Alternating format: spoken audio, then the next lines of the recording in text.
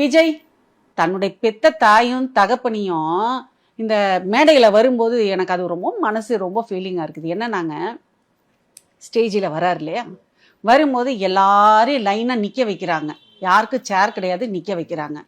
அதோடு சேர்ந்து விசிட்டர்ஸோடு சேர்ந்து தன்னுடைய தாயையும் தகப்பனையும் நிற்க வைக்கிறாங்க. தப்பா ரைட்டா சொல்லுங்க? இது யாராவது செய்வாங்களா? பெற்ற தாய் தகப்பன் வந்து கூட வரணும். புசி கூட வராரு. அன்னைக்கு எங்க போனாரு புசி?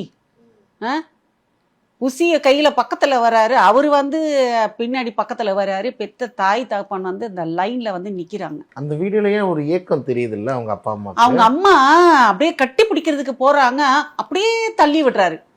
அப்பா அப்படியே எழுந்திருக்கிறாரு, அப்படியே உட்கார வைக்கிறாங்க அந்த சேர்ல. உட்காருங்க உட்காருங்க அப்படிங்கிறாங்க. இதுல என்ன காரணமா இருக்கும் நினைக்கீங்க? அதுதாங்க அவருக்கு ரொம்ப திமிராயிடுச்சுங்க. அதாவது சொல்லுவாங்க, காணாததை கண்டம் போது அவங்களுக்கு வந்து ஹெட்வைட்டு ரொம்ப ஜாஸ்தி ஆகிடும். ஹெட்வைட்டு யாருக்கு இருக்குன்னா விஜய்க்கு ரொம்ப ஹெட்வைட்டு. அதாவது வந்து யாரையும் வந்து மதிக்கிறது கிடையாது.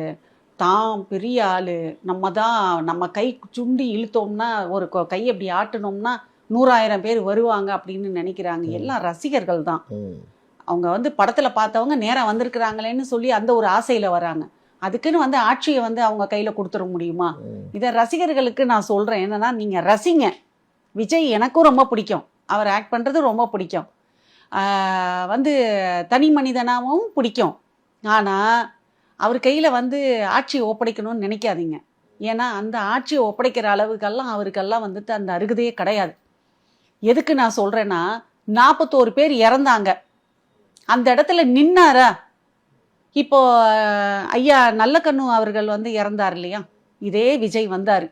அங்கே என்ன பிரச்சனை நடந்தது? யார் வந்தாங்க, யார் தொட்டாங்க, யார் பிரச்சனை பண்ணாங்க? அப்படியே கூடிக்கிட்டாங்களா, இல்லை அவர் மேலே விழுந்தாங்களா, இல்லை அவரை என்ன பிடிச்சி கடிச்சு இழுத்துட்டாங்களா? ஒன்றும் இல்லைல்ல. அவர் அழகாக வந்தார், பார்த்தாரு, போனார் இல்லையா? அதை மாதிரி 41 பேர் இறந்தாங்களே, மிட் நைட்டில் வந்து பார்த்துருக்கலாம்ல அந்த ஹாஸ்பிட்டலில். ஏன் முடியல, ஏன் வரல? தமிழ்நாட்டு மக்கள் தான் தன்னுடைய வீடு தன்னுடைய குடும்பம்னு சொன்னார்ல. தன்னுடைய குடும்பத்தை பார்க்க முடியாதவர் தமிழ்நாட்டை எப்படி பார்ப்பாருன்னு கேட்குறேன்.